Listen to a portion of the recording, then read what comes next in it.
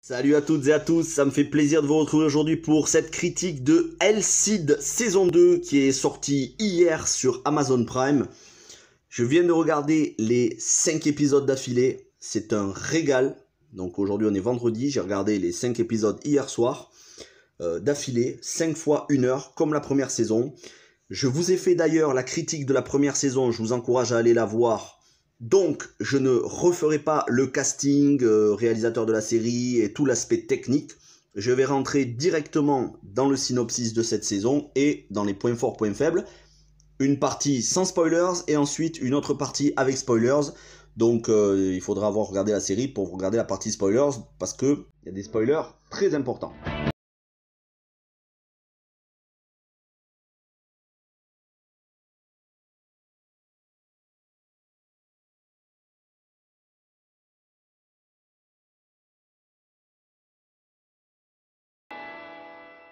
Mais pour l'heure, partie sans spoilers. Alors synopsis, on avait laissé à la fin de la saison dernière un roi, voilà, le roi de Castille et Léon, qui avait divisé le royaume en plusieurs morceaux.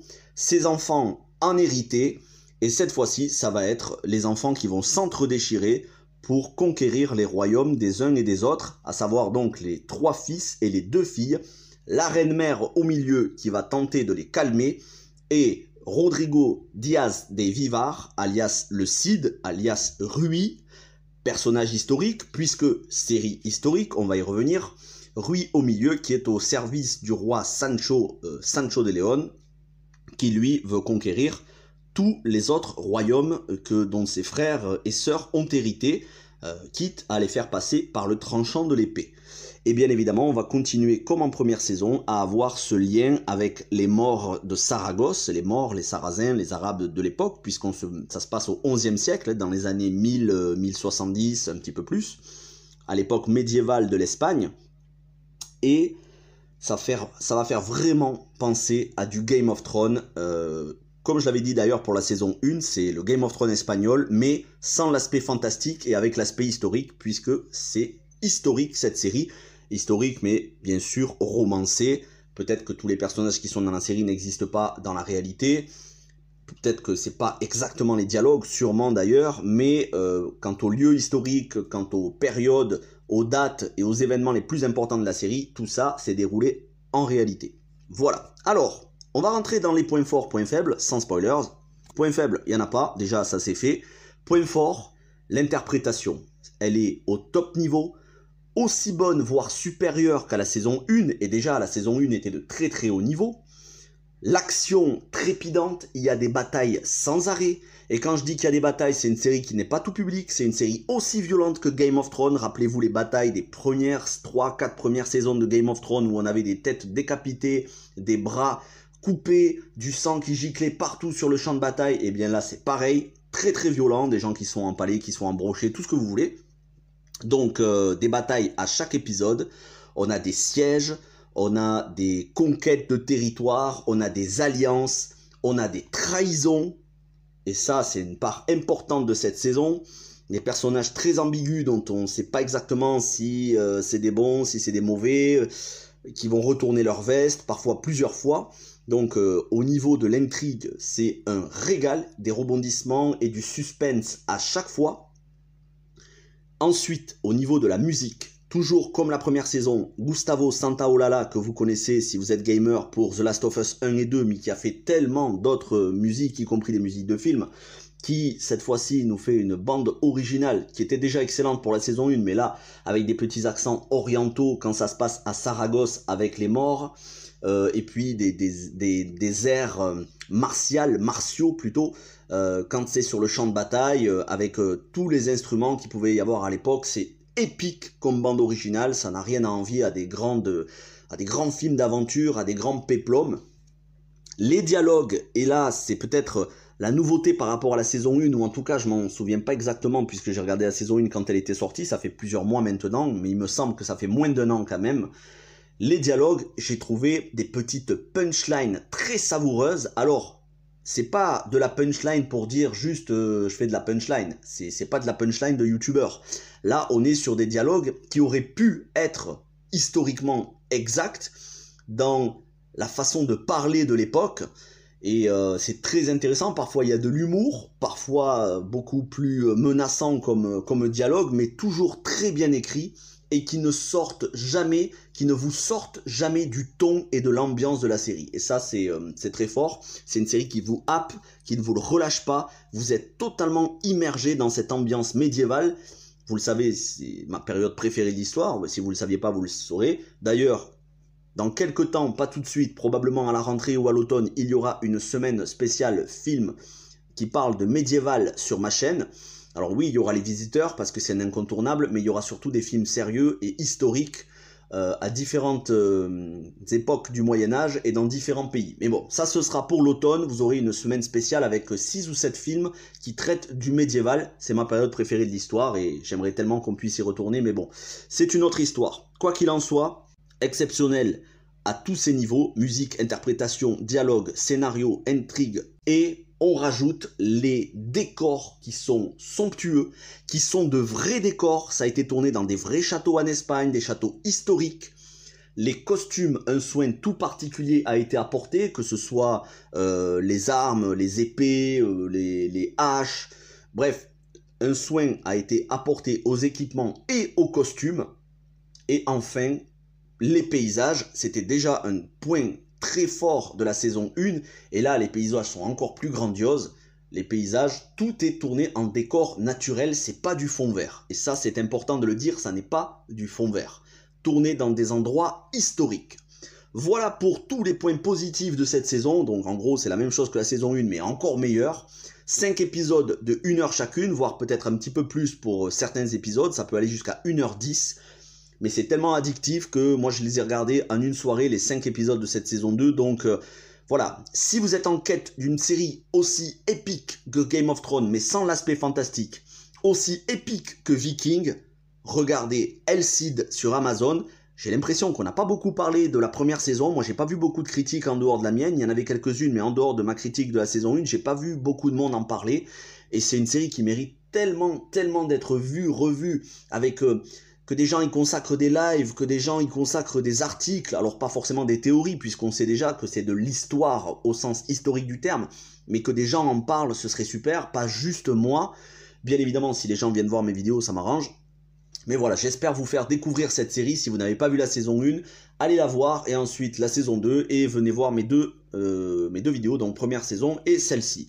Sur ce, avant de passer à la partie spoilers, il ne me reste qu'à vous dire que si vous avez aimé cette vidéo, vous pouvez la liker, vous abonner, partager, activer les notifications. On se retrouve demain pour un nouveau numéro de adaptation de jeux vidéo. Cette fois-ci en série, ce sera Resident Evil Infinite Darkness qui est sorti la semaine dernière.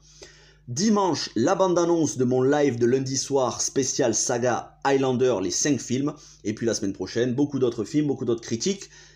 Merci à tous, je vous souhaite un très bon vendredi. On se retrouve demain midi et c'est parti pour la partie spoilers. Alors partie spoiler, je vais spoiler les choses très importantes, donc faut pas rester si vous n'avez pas vu. Partie spoilers, on a la reine mère qui meurt. Déjà, le roi était mort, il avait été empoisonné par Uruka, une des 2 filles parmi les 5 enfants donc du roi et de la reine de Castille et Léon. Il avait été empoisonné, c'est ce qui justement fait que à la fin de la première saison, le trône était divisé en 5 régions, donc Castille, Léon, Galicia, Tolède et une autre région d'Espagne dont je me souviens plus le nom. Et donc cette fois-ci, c'est la reine mère qui va être tuée par sa fille Uruka, donc qui est non seulement parricide en première saison, mais cette fois-ci matricide en saison 2. Elle va la pousser du haut d'un étage et elle va s'écraser en bas, certes involontairement, mais elle a quand même tué ses 2 parents. À côté de ça, on va avoir Sancho, donc le fils aîné, le fils on va dire le plus important de la série, qui va conquérir tour à tour le royaume de son jeune frère, puis de son deuxième frère. Il y en a certains, ils vont se rendre, d'autres pas. Finalement, ça terminera par le bannissement de l'un et le renvoi, ou plutôt l'envoi dans les ordres monastiques de l'autre. Mais celui qui est envoyé dans les ordres monastiques, Alfonso, lui, il va s'échapper. et il va trouver refuge chez les Sarrasins, enfin chez les morts exactement.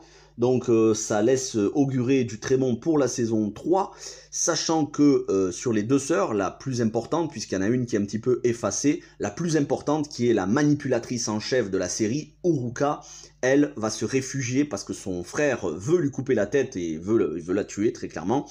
Elle va se réfugier dans son château de Zamora, et à la fin de la série, enfin à la fin de cette saison 2, Sancho, aveuglé par la haine au point de vouloir tuer non seulement ses frères mais sa sœur, il va ordonner à Rui, donc le Cid, d'aller détruire le château et tous les innocents qui s'y trouvent, parce qu'il voulait faire un siège, les affamer, mais finalement il veut tous les détruire. Et cette fois-ci, malgré toute la loyauté que Rui, Rodrigo Diaz de Vivar, a pu avoir pour Sancho, au point de sacrifier l'amour de sa vie, de ne pas se marier avec elle, au point de tuer son oncle sur le champ de bataille, au point de refuser des privilèges importants, et bien malgré tout, il a été, on va dire, d'une loyauté indéfectible, mais là, quand il va s'agir de tuer entièrement un château avec tous ses habitants qui sont des femmes et des enfants, eh bien, il va s'y refuser et être banni par son roi sous peine de lui-même se faire tuer, et jurer sur la tombe de son père, de son propre père, que désormais, il ne sera plus le chevalier de Sancho, le roi de Léon, mais il va rouler pour son propre compte, il va être un freelance. Non seulement ça, mais il aura envie de se venger du roi qu'il a trahi. Ça, ce sera pour la saison 3. On va probablement, dans la saison 3, explorer les liens plus étroits entre le Cid et les Sarrasins. Les morts, il faut que j'arrête avec les Sarrasins, c'est les morts exactement, qui sont à Saragosse, puisqu'il a établi des liens étroits et amicaux avec les morts de Saragosse tout au long de ces 2 saisons, et c'est eux qui lui ont donné le surnom du Cid, et qui ont vu en prémonition son avenir de chanceux, qui a la baraka. Très probablement que pour les prochaines saisons, il va se rapprocher plus des morts. En tout cas, si on lit les livres d'histoire, on devrait déjà savoir ce qui va se passer dans les prochaines saisons. Ce que je n'ai pas lu, mais je connais le Cid le film de 1961, et je peux vous dire que ce qui s'annonce promet du très très lourd, une série épique, une saison excellente. Je n'ai rien à redire, si ce n'est regarder cette saison, et bien évidemment, on a comme toujours les ingrédients que l'on a dans le médiéval, c'est-à-dire des personnages qui sont parfois un tantinet pervers, comme par exemple un frère qui veut coucher avec sa sœur, donc incestueux. Bon, on en a un autre qui est gay, lui c'est encore autre chose, de toute façon il fait pas long feu. Je dis ça que c'est par rapport à l'aspect un petit peu trouble des personnages, comme dans Game of Thrones. Voilà, n'en concluez pas de l'homophobie non plus. Mais voilà, on a des personnages qui ont des mœurs pour l'époque, hein. On se rappelle qu'on est au Moyen-Âge. Voilà, au Moyen-Âge, si tu étais homosexuel, tu te faisais empaler avec une épée ou un tison ardent et ça te ressortait par le cerveau. Donc on a des gens comme ça qui sont très troubles dans leur personnalité. Et puis, comme d'habitude, voilà, les scènes de violence, de bataille et les scènes de sexe, du retroussage de cuisses, un petit peu, voilà, quelques épisodes. Et on a un nouveau personnage qui est la reine Alberta, qui s'appelle pas exactement Alberta, qui est juste excellente. C'est un personnage très atypique, c'est une combattante, carrément une combattante viking ou un truc dans ce genre. Elle est géniale. Merci à tous d'avoir regardé cette vidéo. On se retrouve très vite pour plein d'autres vidéos. Bon week-end à tous et à demain.